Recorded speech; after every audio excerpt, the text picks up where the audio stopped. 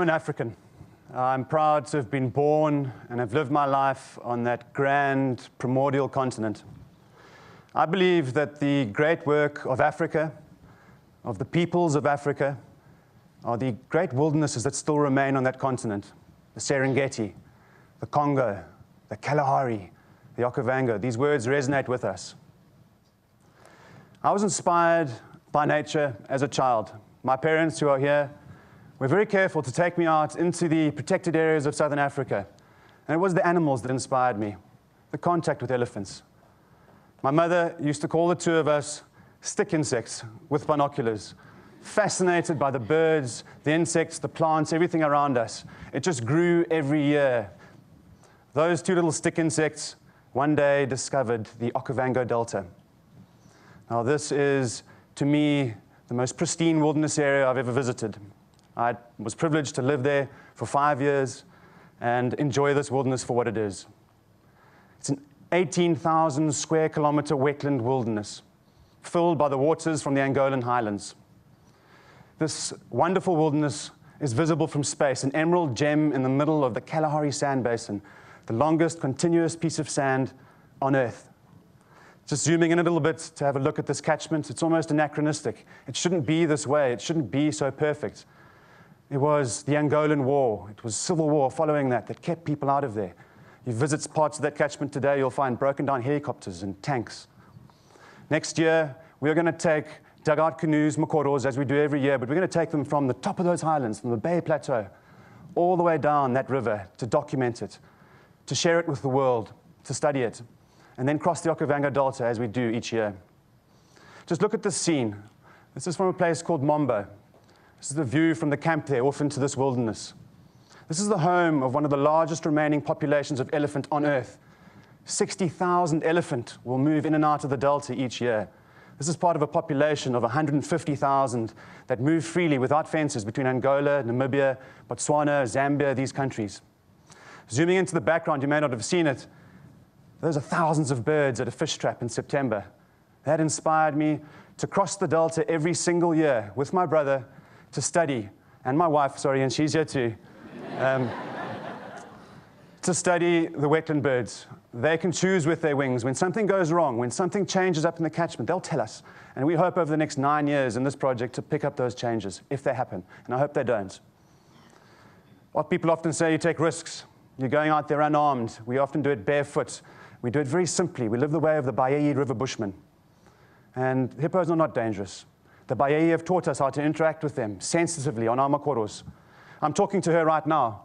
I'm asking her not to launch herself into the water with her kids and become part of our expedition. And she agreed, and she said, fine, I'll stay there. But she was dancing like that. But special experiences with these, my heroes. These are the Bayei men, the leaders of their community in Jidibe. On the left-hand side there you see Judge on his shirt says, Africa's not for sissies. And that was the first indication of the experience I was about to have with him. It's not for sissies. And my wife is not a sissy. These guys taught us how to pole. And over 9 years, it took me to be able to do what we do, standing up in those dugout canoes, to do it safely and sensitively. We don't take any risks. We want to interact with the wildlife around us. They've shared with us the hororo, the music that speaks to your soul in Africa. It's where we all come from. They taught us how to smoke fish, how to find and eat the water lily bulbs, the water lily seeds we find in the flowers. They taught us how to navigate, how to follow the flow of this amazing river across the Okavango. It's 225 kilometers, weaving path. We get lost a lot, but that's part of the journey. The kids, the future of the Okavango. Urbanization is dragging these communities away to the cities, and we need to bring them back. We need to make these kids love that place for what it is. Look, he's starting on his makora already as a young man.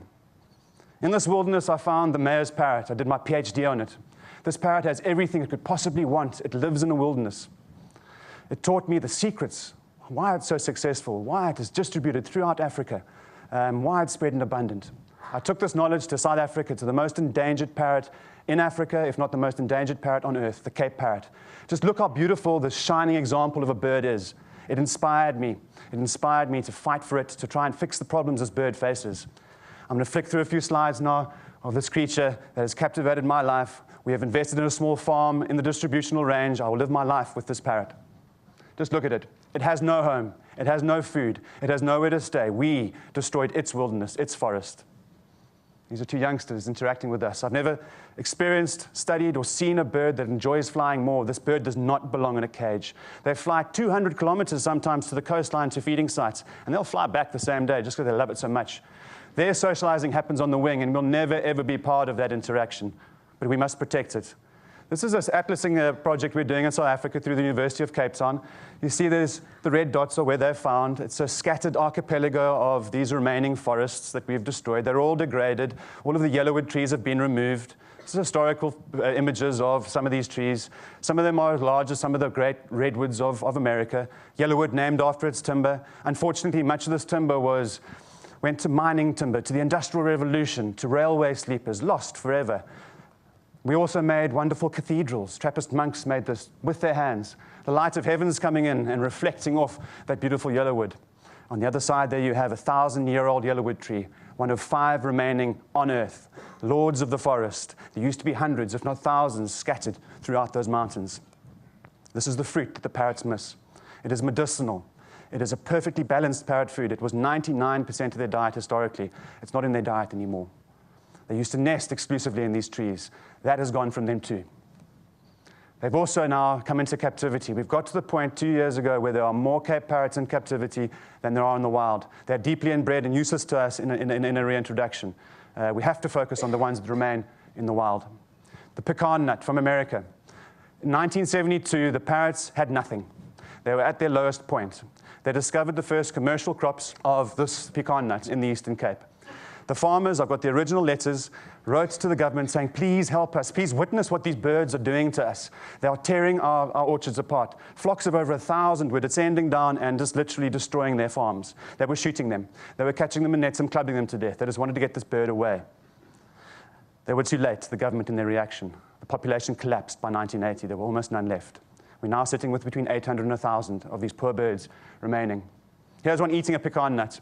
And these nuts are terrible for them. The shuck stains your beak. You can see this is my finger after de-shucking one pecan nut. It stays like that for a week. No amount of washing will take it off. The parrots have the same problem. Now this parrot, his way of dealing with it is he'll go and drink some water after eating 2 pecan nuts and then fly to a stand of eucalyptus trees nearby. And I followed him and I was watching them for weeks. They're just chewing on everything, the branches, the flowers, the seeds. I couldn't figure out what they were doing. And I went to a pharmacy and got some eucalyptus essential oil. I dripped it on my stained finger, and it cleaned it instantly. They had figured that out. They're clever, adaptable creatures. They're the last ones standing in those forests. All the other forest endemics are almost gone. But they were not prepared for this, for a virus, that outbreak that we picked up in 2008.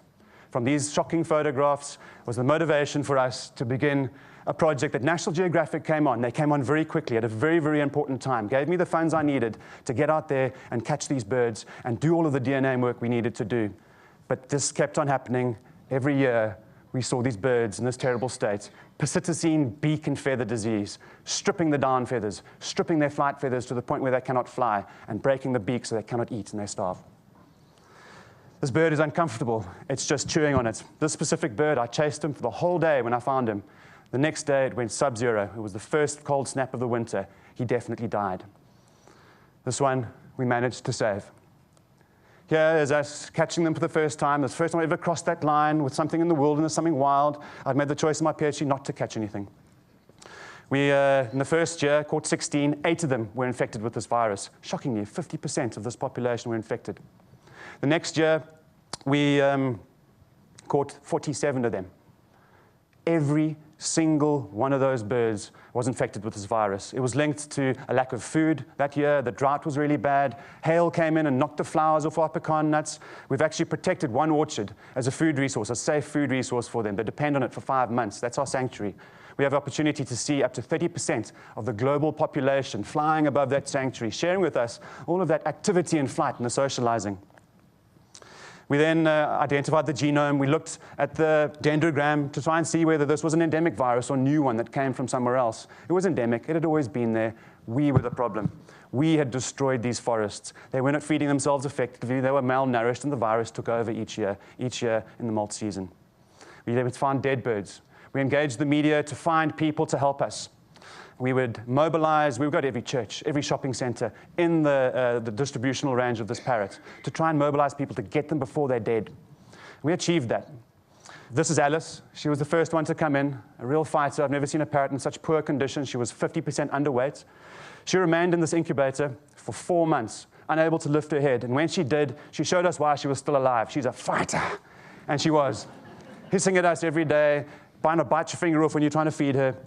But she did make it. She made it along with Buddy, with King, and with Red on the side there. National Geographic joined us for the release of these birds. Please go online and try and find that video. It was a very, very special moment for all of us. It's a moment that motivates me to carry on my work with these birds. We work with communities. These are our growers in Sompondu, and they're happy to have us. They lost their wilderness. The Bayei still have theirs. These forests used to be able to support them, same as the mother Okavango can support the Bayei, but not anymore. We are teaching these people how to, and funding it, how to find seeds, how to germinate them. We then also build micro-nurseries in their homes. It doesn't make sense for us to build 50 little micro-nurseries all over the villages. It decentralizes everything, but it involves people. It involves communities. The kids are watering these plants. This granny over here, I interviewed her 2 weeks ago or 3 weeks ago, and she said to me that every morning she comes and she sprinkles love on these trees. And it works. It really does. She grows them faster than anyone else. In 6 months, she has them at the height we want them to plant. There's me, happy as all hell. We just want to plant those trees into these forests that need them so much. This is our planting team at Hala. They're planting wild olives, wild plums. These are trees that grow a little bit faster than the yellowwoods. It's an interim plan, so that in 10 years' time, they have food orchards to try and feed in. This is at the University of Fort Hare. We are leading the Green Campus Initiative there. This is a university within their range. Parrots do visit this. And we have planted 1,500 trees on campus with those students. We've put up hundreds of nest boxes throughout the mountain range, trying to give them places to live. They're not using them as much as we would like, but we did have our first success last year with 3 chicks coming from one of our boxes. It's going to take a while before they adopt them. They need to prove that these are safe places to breed. Now I'm going to finish off by talking a little bit about the sense of place in wilderness. Now, the only way that I can describe this feeling of being in a wild place to a person that's never been in the wilderness, in the true wilderness, is when you're in a big football stadium. You're all by yourself. The lights are on, but it's a big piece of art. Well, look at this. Suddenly the lights go out. It's pitch dark. It's the middle of the night. You're starting to feel that there's something else there. There's someone else there. That something else, that thing that's making you feel uneasy in the darkness, is the wild in the middle of your city, still there, saying, I'm here. I'm still here. And that is something we need to open ourselves to. When you're in a wilderness area, it's just plain to see. We're all invigorated by it. We feel alive almost for the first time. But that's there to be had in your garden, up on the top of a mountain where you go hiking, your favorite river where you go kayaking. We all open ourselves to that. We all, I know here, are addicted to it in some way. And even if we never get to go to the Okavango, we still need to care as a global community, to make it a World Heritage Site. That's what we're fighting to do. That's what I'm working with you guys to do. And I'm here to stand in front of the National Geographic Society, and I'm so proud to be part of this organization now. You guys have been doing it for 125 years. You're going to carry on doing it for another 125. We have a better planet because of everything you've done, all the photographs you've taken and put out into the world to 400 million people. Carry on supporting Derek and Beverly and trying to save the great big cats of this world. Mike Fay, he worries about the fisheries and the elephants, and put his word out there. I love the fact that you've given me a blog and I've been able to put this out into the world. Congratulations for everything you've done, and thank you for your time.